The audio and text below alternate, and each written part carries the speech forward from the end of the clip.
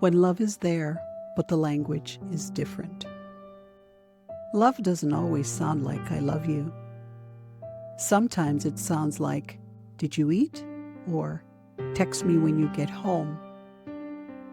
And sometimes it's silence.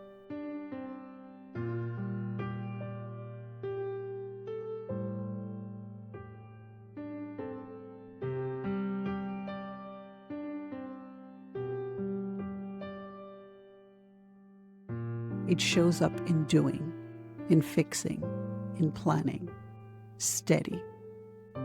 While mine comes through words, tone, and timing. I speak emotionally with a little bit of logic, and he speaks practically.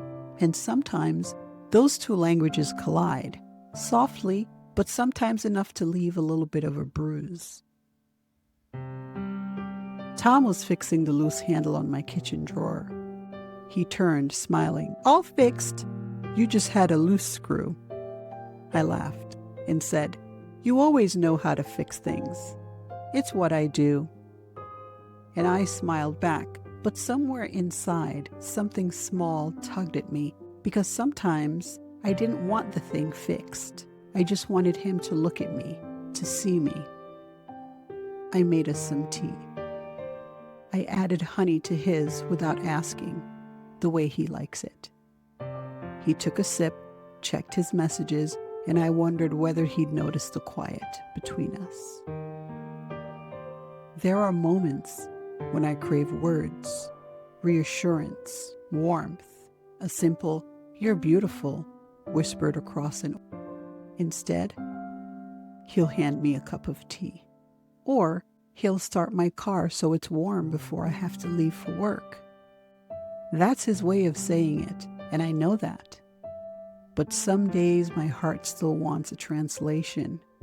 It still wants the sentence instead of the gesture. It still wants the voice instead of the act. I used to think that meant something was missing. But now I'm learning it might just mean that I need to listen differently.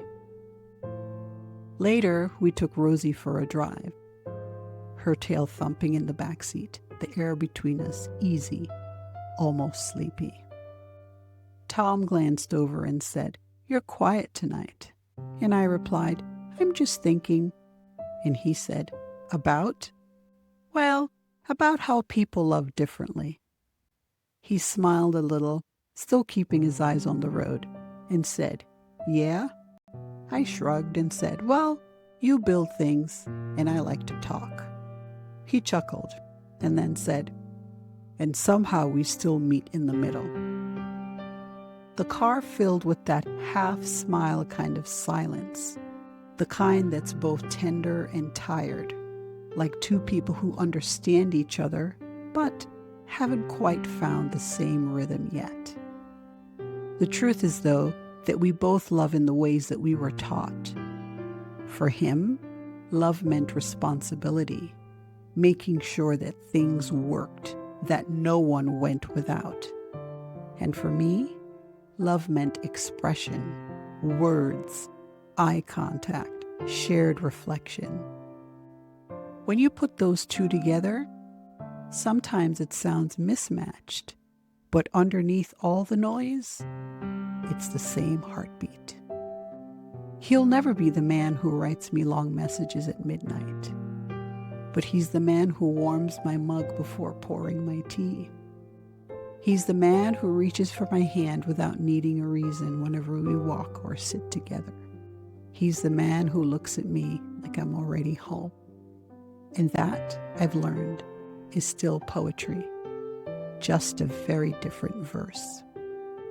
The hard part is not assuming that my way is the right way, that emotional fluency means deeper love, because it doesn't. Tom's quiet isn't emptiness, it's steadiness. His silence isn't disinterest, it's peace. And when he says little but shows much, I'm learning to translate his actions into affection. The real work isn't changing each other's language, but it's learning to speak both. And later that night, my phone buzzed. It was a text from Tom, and it simply said, "Rosie's snoring already." I smiled, because maybe that was his way of saying, "I love you." So I typed back, "You make things steady for me."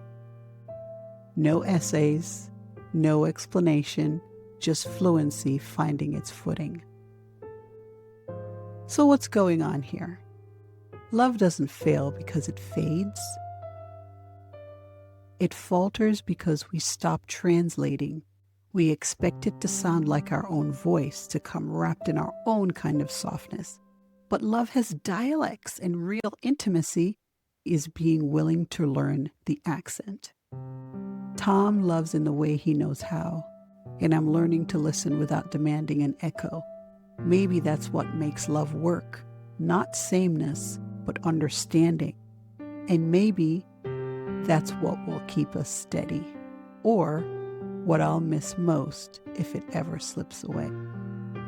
Until next time, beautiful soul, stay curious, stay kind, and remember, you don't have to teach someone to say love your way if they already show it in theirs.